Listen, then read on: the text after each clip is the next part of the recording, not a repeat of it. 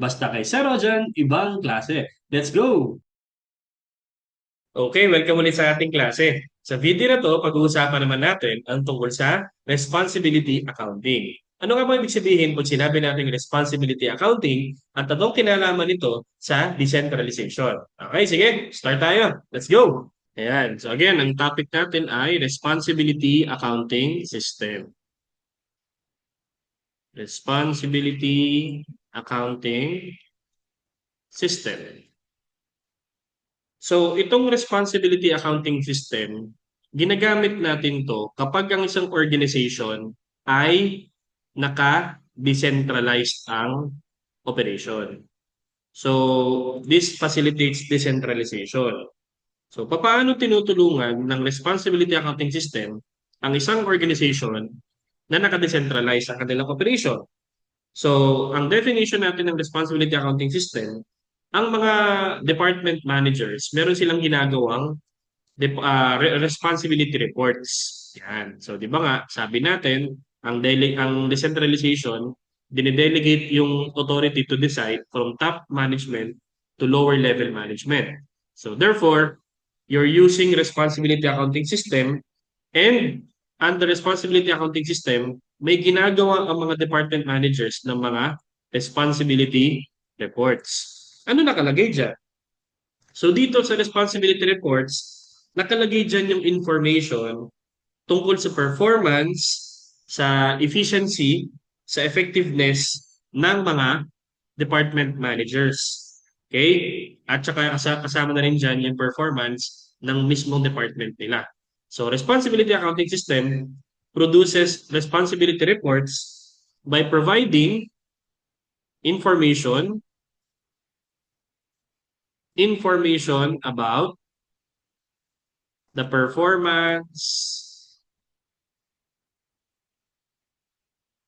the efficiency, and effectiveness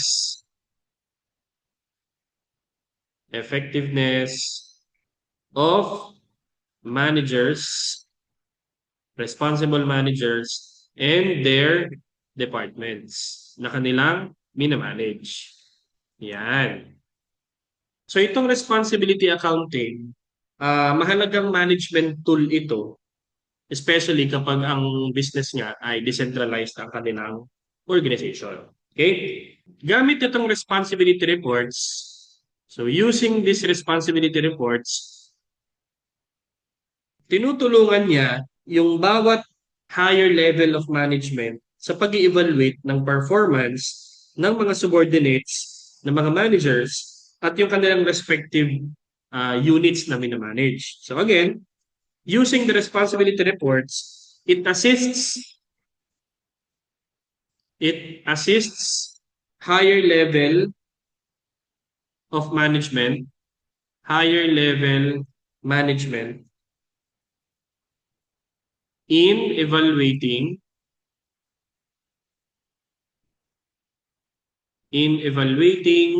the performance of subordinate and their departments or units. Yan. Kasi ang gumagawa ng responsibility reports, yung mga managers. So, gagawa sila ng report tungkol sa kanilang department na minamanage, then that will be submitted to higher level of management. And using the responsibility reports na pinroduce ng managers na binigay sa mga higher level of management, i-evaluate ngayon yung performance. Yun yung role at purpose ng responsibility reports. So ngayon, itong mga responsibility reports, kailangan nakaangkla siya or kailangan naka-tailor fit siya sa planning, sa controlling, at saka sa decision-making needs ng managers. At saka kasama rin, meron din dapat diyang mga monetary at saka non-monetary information. So it should be tailor fit, so yung responsibility reports should tailor fit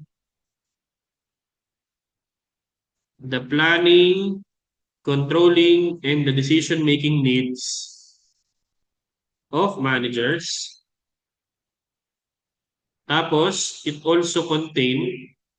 includes monetary and non-monetary. Okay? So malinaw tayo dito. Ang responsibility reports, hindi lang monetary information ang nakalagay. Meron ding nakalagay dyan na non-monetary information. So ngayon, ano bang example ng monetary at saka non-monetary information? Pero hindi naman necessarily meron palagi. Okay? What I'm saying is that hindi lang exclusive ang responsibility report sa mga monetary information. Depende yan sa type of responsibility unit kung saan yung report ay generate. So, again, ano mga example natin ng mga monetary at non-monetary information? So, next slide tayo. So, again, sunod ko muna, responsibility report. So it contains monetary and non-monetary information. So in terms of monetary, doon muna tayo. Yan. Ano bang pwedeng isama dyan? So, yung budgeted, tsaka yung actual. Yan. Para may comparison. Na ano? Revenue. Yung kinita, kung sakaling merong capacity to generate revenue yung department or yung unit ni manager na hinahawakan. Kasi may iba't iba tayong klase ng responsibility center.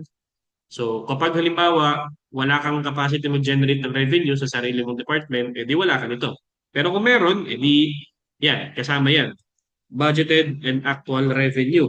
What else? Edi budgeted and actual cost. Yan. So, lahat ng department meron to.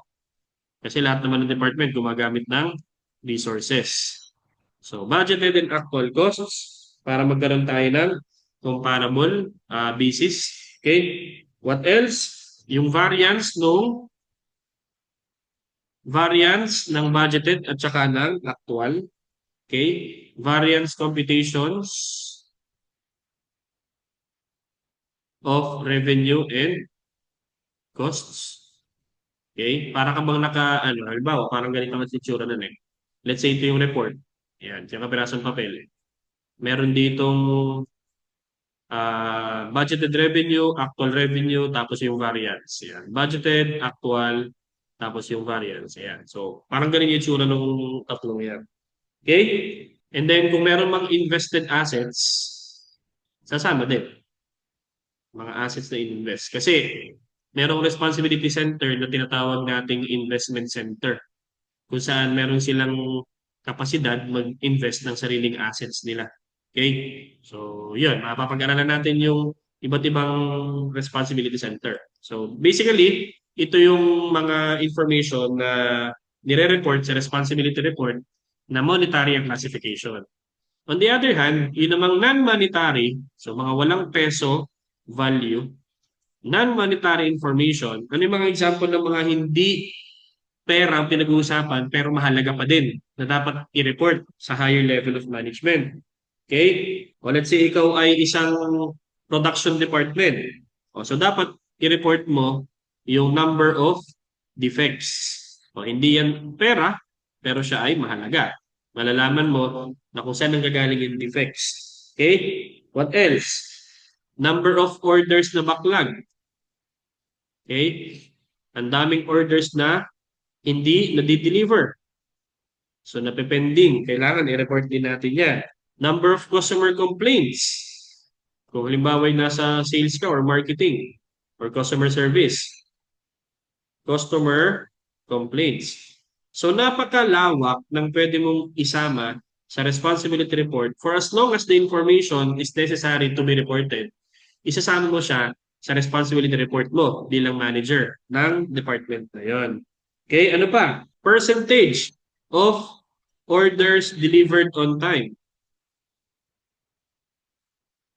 On time, yan. Para malaman mo, gaano ba kabilis nating nadi-deliver or gaano karaming orders ang nadi-deliver ng tama sa oras. Kung malaki yung hindi nadi-deliver ng tama sa oras, bakit kaya?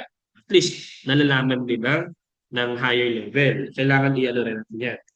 Meron din tayong tinatawag na manufacturing cycle efficiency. Manufacturing cycle efficiency. So, mapapag-usapan natin ito. Dito pinag-uusapan yung doon sa lahat ng ginagawa mo sa production, ilang percent doon yung value adding at ilang percent ang non-value adding.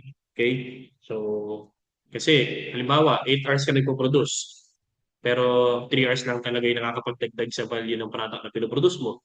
5 hours doon, puro mga non-value adding, kagaya ng pag-aantay, yun, yung queue time, yan.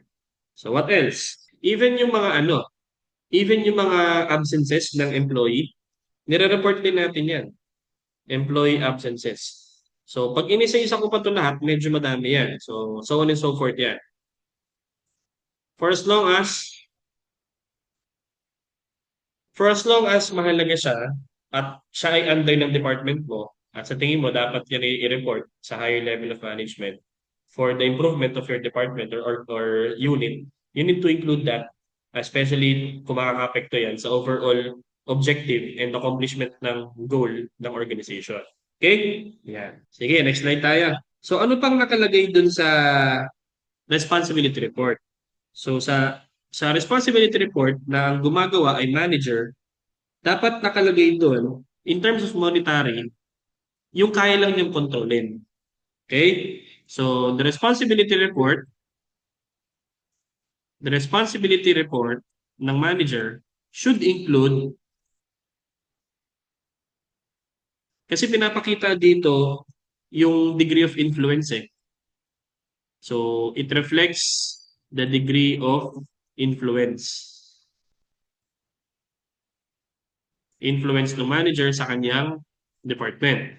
So, dapat nakalagay dito sa responsibility report, yung lang mga revenues and costs, revenues and or, sinabi ko and or ha, kasi hindi lahat ng department may revenue generating capacity. Yung iba, cost lang ang kaya niyang i-control kasi wala siyang revenue capacity. So, responsibility accounting should include revenues and or costs na kaya lang niyang kontrolin under that manager's control. So, yung mga controllable costs na under ng department. Yeah. Merong kasing ilan na yung revenue or kaya naman yung cost na hindi controllable. Normal yon. Okay? So normally, merong ilang mga revenues or cost na nai-incur ang department ng isang manager na wala siyang control. So okay lang yun. Ano? Pero hindi na siya dapat isama sa responsibility report niya.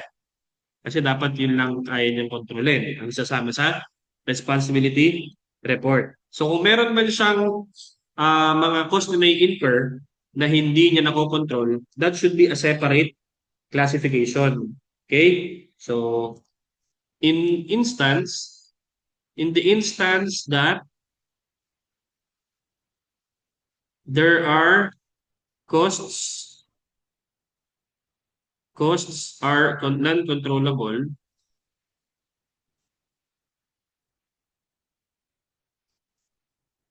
it should be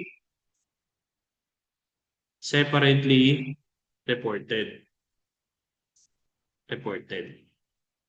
So, hindi siya dapat isasama sa responsibility report na igagawin ng manager. Kasi that would be unfair na gagamitin nga kasi ang responsibility report for evaluation purposes din ng isang performance ng manager. Eh, ang laki ng cost na na-incur niya, which is majority of that cost ay hindi naman niya controllable. Okay? Ipinasa lang sa kanya ng management kasi meron siyang share dun sa ginagamit na resources ng overall organization, bibigyan siya ng share. For example, yung office ng marketing department, nasa isang opisina lang siya, nasa isang building. So yung depreciation of building, bibigyan ng allotted cost si marketing kasi nakikihati siya sa building. Okay? So, pero hindi niya yung controllable. Hindi niya yung control. So, hindi niya yung dapat isama sa kanyang responsibility report. Kaya ang nakalagay dito, in the instance that costs are non-controllable, it should be separately reported. Okay? Yan. So, paano natutulungan ng responsibility accounting system ang unit managers sa control functions? So, responsibility accounting system helps managers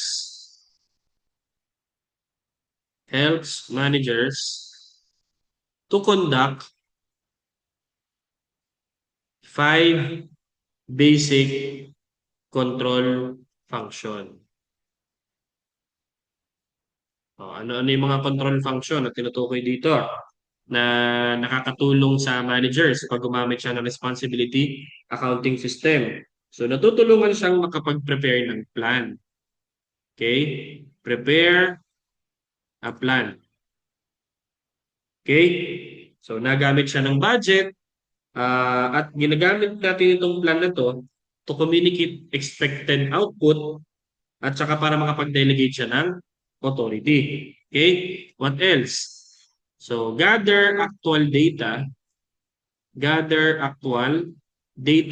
classified in accordance with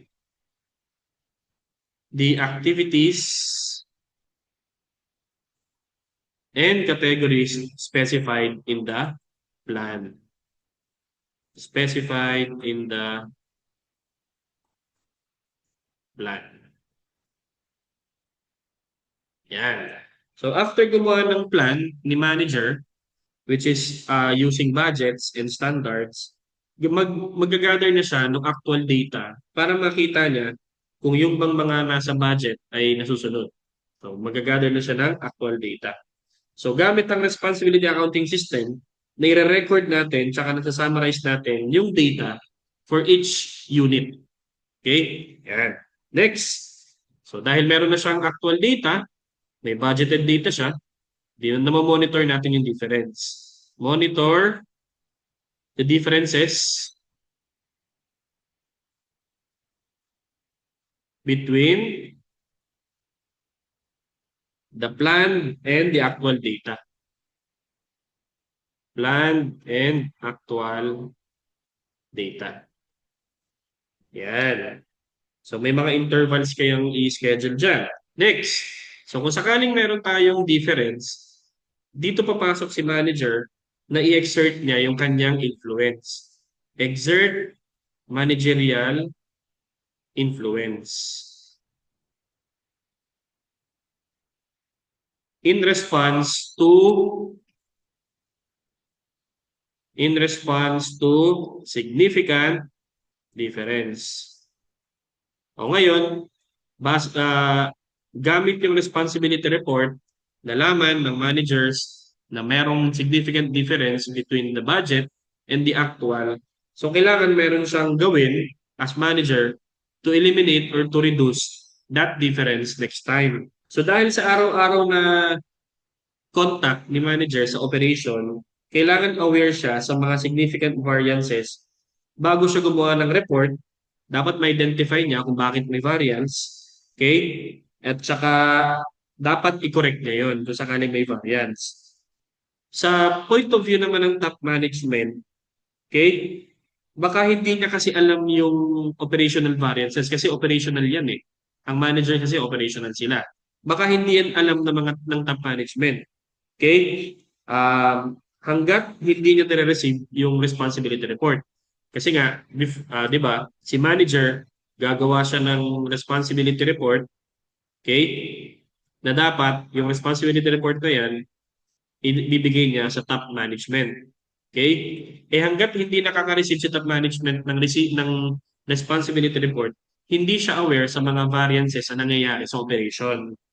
Okay? Bago pa ma-receive yan ng top management, na-correct na dapat yan. Okay? So by the time na yung top management na-receive yung report, yung problem na nagiging sanhi sa kung bakit may variance, dapat corrected na yan. Dapat yung managers, may explanation sila kung bakit nagkaroon ng problema. Okay? Hindi yung i-report mo bilang manager sa top management, bakit may difference dito? Ay, i-check pa lang po namin. Hindi ganun. Kumbaga, dapat may solusyon ka ng ginawa, na-implement mo na yung solusyon, tapos pag na-receive na nung top management, di sasabihin mo na lang, resolve na yung issue na yun. Pero at least na-inform mo sila. And finally, continue comparing data and response. Comparing data and response. Yan. Kasi hindi naman natatapos lagi na meron ng pag na-correct mo na yung significant difference. Tapos na eh. So palagi meron lalabas sa panimba mo dyan. And then the cycle continues. Gawa ka ulit ng plan. Dapat may budget yan. So lalagyan mo ng budgeted para meron kang expected output na masusunod. Gather actual data, may monitor difference if any. That is, if ever there's a difference, doon mo ipakita yung pagiging manager mo, exert influence in response to significant difference para ma-minimize yan. Then dito gagawa ka na rin ng report. Okay? And then yun, continue what you're doing. Okay? Sige. So sa responsibility report, yung information upward ang kanyang flow. Okay? So responsibility report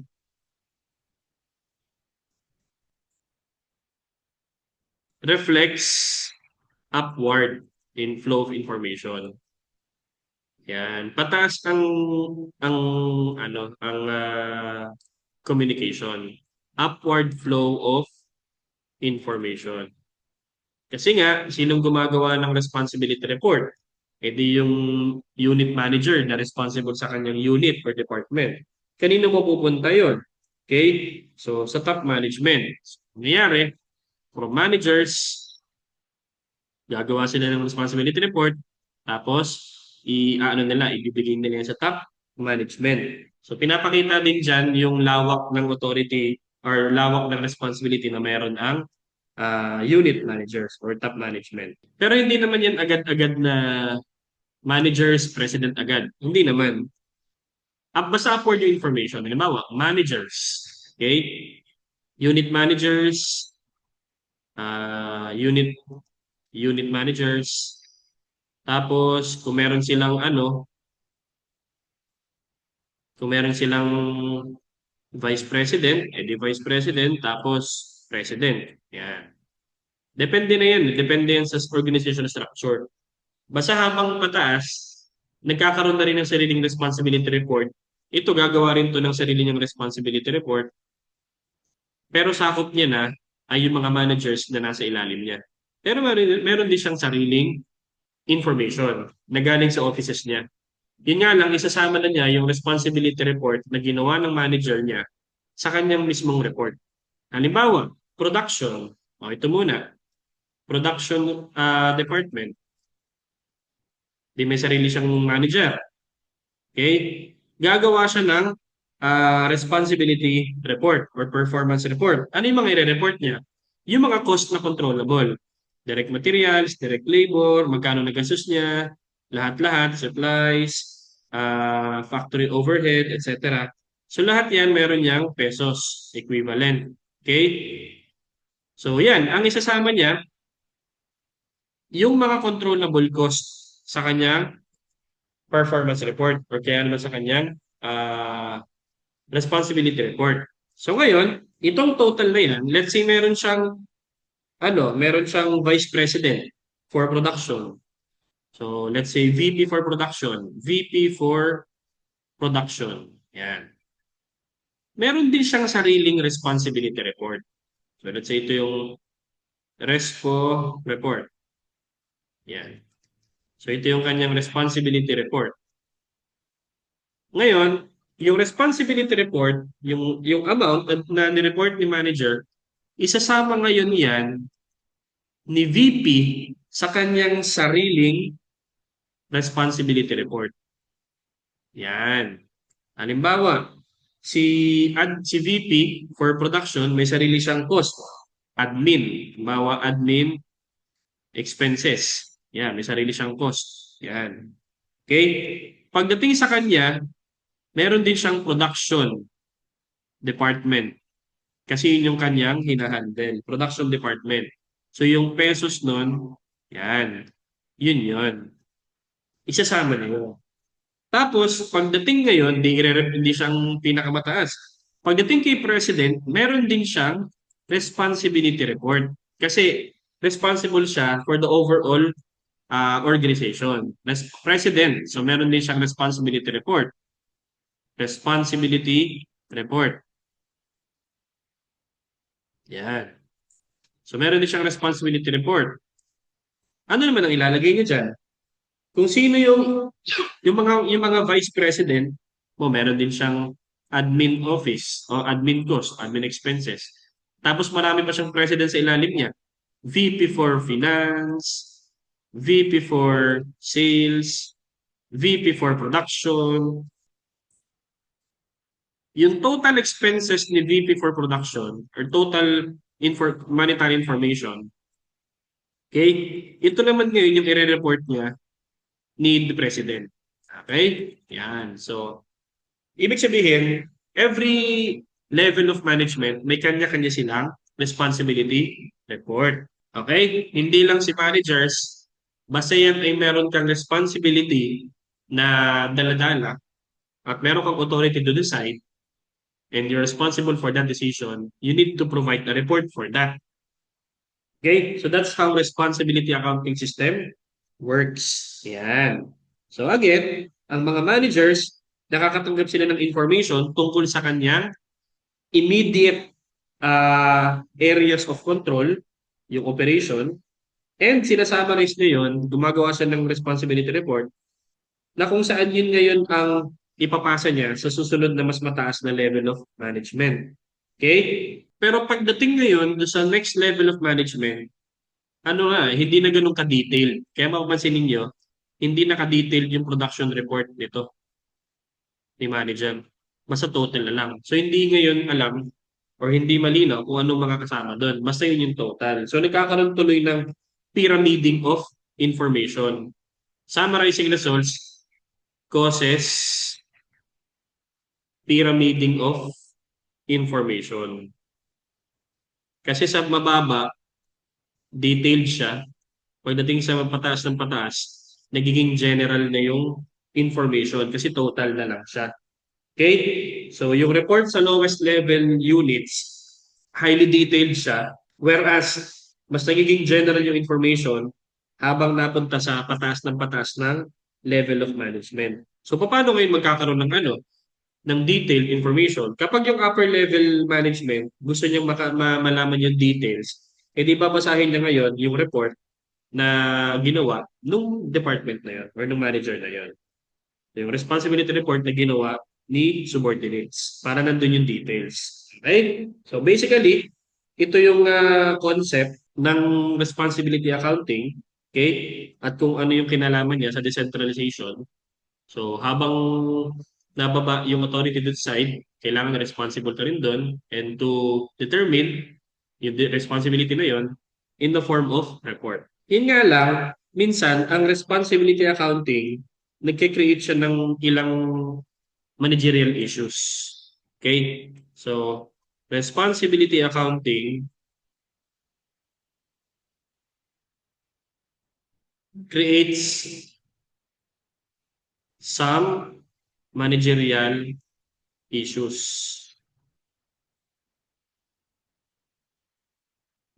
Okay? Ano ibig sabihin niya? Halimbawa, habang nataas yung responsibility report, nagiging mas generalized nga yung information na nire-report ng kasunod na higher level. So, minsan may mga information na natatabunan.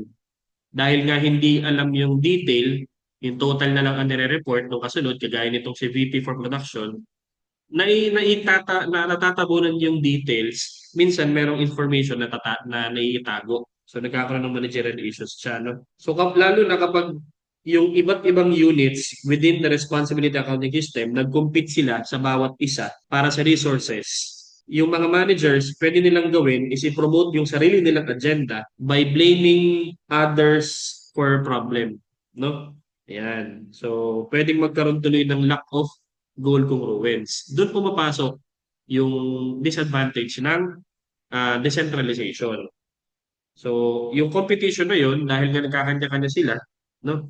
Magsisisihan yan dahil nga resources ang pinaglalabanan kahit na nasa isang organization kayo. So, magsisisihan yan At doon sa competition na yun, pwede gumantong yan sa lack of goal congruence between the organizational departments. Ay, ibig sabihin kasi ng goal congruence, yung goal congruence, ang definition ng goal congruence natin, it exists kapag yung personal at saka yung organizational goal ay nagkaano sila mag-iisa, consistent. Yan. It exists when personal and organizational decision makers are consistent. So they are parang ano ba, they are aligned. Yung individual goals tsaka yung organizational goals are aligned. So meron kang goal congruence pag gano'n na nangyari. Ano? So yan yung medyo delikado sa responsibility accounting. It may result to lack of goal congruence. So, yun. I think na-cover ko naman yung basic concepts ng responsibility accounting. Si responsibility accounting, nakafocus siya sa manager na may control over the particular cost object. Sa isang decentralized organization, ang cost object ay yung mga organizational unit. So, pag decentralized, tatandaan to, ang cost object, hindi na yung product. Cost object is the department, the organizational unit, or the department. Okay? Yan. So, nakadepende na ngayon yan kung anong klaseng responsibility center yon. So, yun yung tinutukoy natin kanina. May iba't ibang klase ng responsibility center. So, next video, pag-uusapan naman natin anong iba't ibang klase ng responsibility center. Okay? So, yun. Ikat natin yung lecture natin dito. Hopefully, meron kayong bagong natutunan about sa responsibility accounting system at kung paano siya related sa decentralization. Okay? So, lagi ko sinasabi sa inyo, ingat kayo palagi, mag-aral mabuti, at tatandaan, ibang klase ka. Okay? Sige. Bye-bye!